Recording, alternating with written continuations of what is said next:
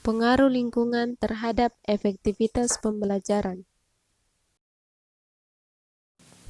Kepribadian merupakan paduan dari faktor genetika dan faktor lingkungan tempat seseorang dibesarkan. Judith Harris dalam Given mengemukakan bahwa pengaruh orang tua lebih kecil dibanding dengan pengaruh teman sebaya atau saudara kandung. Dapat dikatakan bahwa pengaruh genetika memiliki peran yang kurang dominan daripada faktor lingkungan.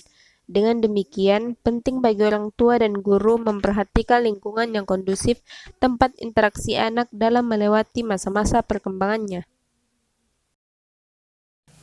Interaksi dengan teman sebaya bisa membantu siswa menjajaki banyak cara untuk menyelesaikan tugas tanpa merasa panik.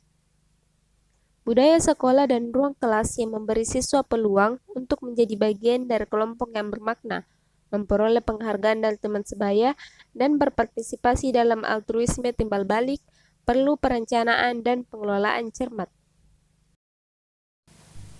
Licona dalam Given mengemukakan bahwa jika kita ingin mengubah perubahan permanen pada watak siswa, maka sekolah perlu menerapkan pendekatan komprehensif yang melibatkan pikiran, perasaan, dan perilaku siswa.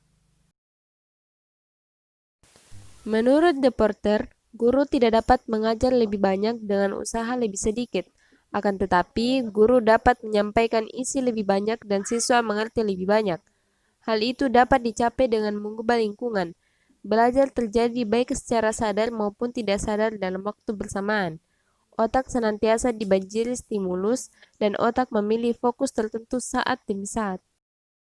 Misalnya, ketika sebuah gambar ditampilkan baik dalam proses belajar maupun berupa pajangan kelas, maka di samping proses hal itu dapat merangsang modalitas belajar visual, juga dapat menimbulkan asosiasi dalam kesadaran melalui jalur saraf, sehingga lingkungan sekeliling dapat dimanfaatkan untuk meningkatkan kemampuan siswa secara tidak sadar menyerap informasi melalui kemitraan otak ke mata.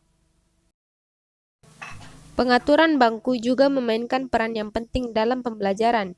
Susunan bangku dapat mendukung tujuan belajar bagi pelajaran apapun yang diberikan.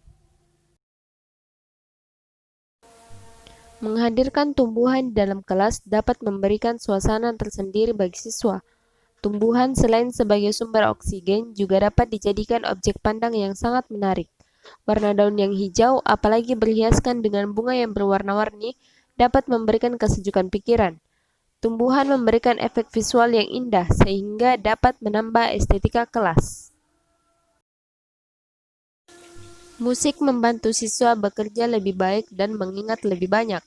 Secara sadar maupun tidak sadar, musik dapat merangsang, meremajakan, dan memperkuat belajar.